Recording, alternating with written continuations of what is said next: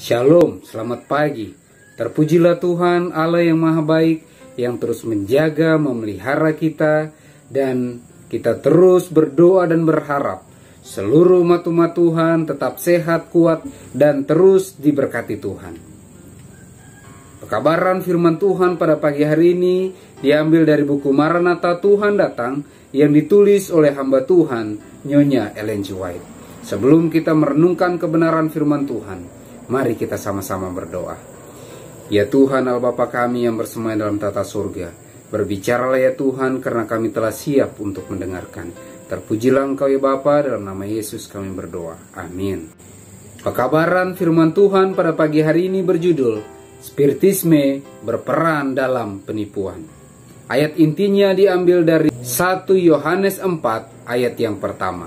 Saudara-saudaraku yang kekasih, janganlah percaya akan setiap roh, tetapi ujilah roh-roh itu, apakah mereka berasal dari Allah, sebab banyak nabi-nabi palsu yang telah muncul dan pergi ke seluruh dunia. Keterangannya, banyak orang yang akan terjerat melalui kepercayaan bahwa spiritisme sebenarnya hanyalah penipuan manusia yang paling lihai. Bila mana dihadapkan muka dengan muka dengan pernyataan yang mereka tidak mengerti selain menganggapnya sebagai hal yang gaib, maka mereka akan tertipu dan akan terbawa untuk menerimanya sebagai kuasa Allah yang besar. Bila pengajaran-pengajaran spiritisme diterima oleh gereja-gereja, maka pembatasan yang dikenakan kepada hati yang degil lenyap, dan pengakuan terhadap agama akan menjadi suatu jubah untuk menutupi kejahatan yang sangat mendasar. Suatu kepercayaan dalam pernyataan-pernyataan rohani membuka pintu untuk membujuk roh-roh dan ajaran-ajaran iblis, dan dengan demikian pengaruh malaikat-malaikat jahat akan terasa di dalam gereja-gereja. Kependetaan yang tenar tidak dapat menolak spiritisme dan berhasil dengan sepenuhnya. Mereka tidak mempunyai apa-apa yang akan dipergunakan untuk melindungi anggota-anggota mereka daripada pengaruhnya yang mencekram.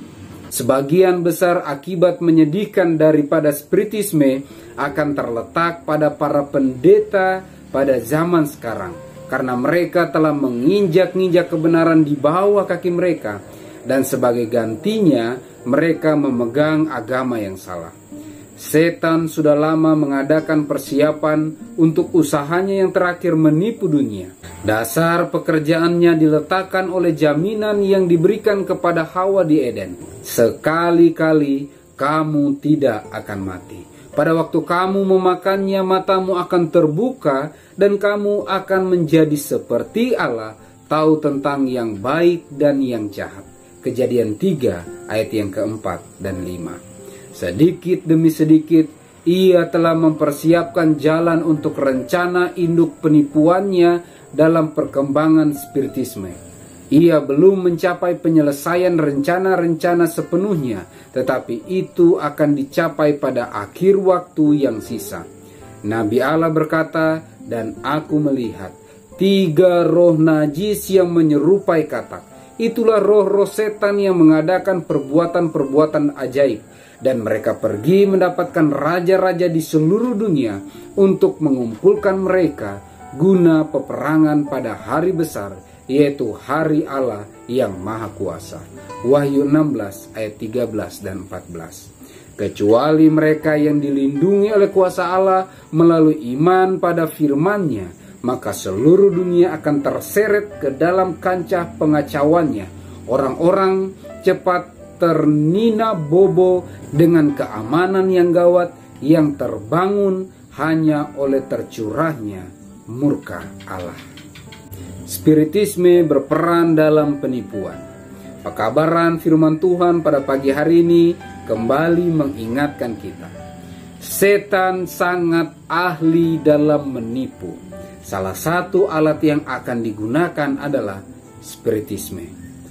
Tanda-tanda ajaib, hal-hal yang kelihatannya gaib, kelihatannya sangat mencengangkan, sehingga hal yang gaib itu akan dianggap, akan disangka berasal dari Tuhan.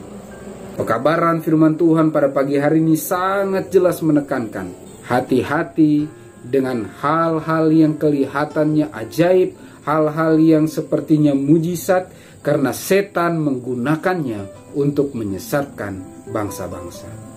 Spiritisme yang telah dimulai dari Taman Eden, setan mengatakan sekali-kali kamu tidak akan mati, bahwa jiwa akan tetap kekal, akan tetap baka.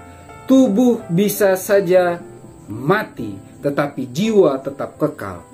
Dan apabila mengikuti kehendak setan, maka dikatakan sebagaimana penipuan yang dilakukan di Taman Eden, engkau akan sama seperti Allah, tahu tentang yang baik dan yang jahat. Kabaran firman Tuhan pada pagi hari ini mengingatkan kita kembali. Mari terus mempelajari kebenaran firman Tuhan, terus berserah sepenuhnya kepada Tuhan, terus berdoa dengan tekun kepada Tuhan, memohon hikmat, memohon kemampuan surga, agar kita bisa terlepas dari setiap godaan setan, sehingga dengan pertolongan Tuhan kita semuanya bisa siap menyambut kedatangannya yang kedua kali. Semoga Tuhan menyanggupkan kita.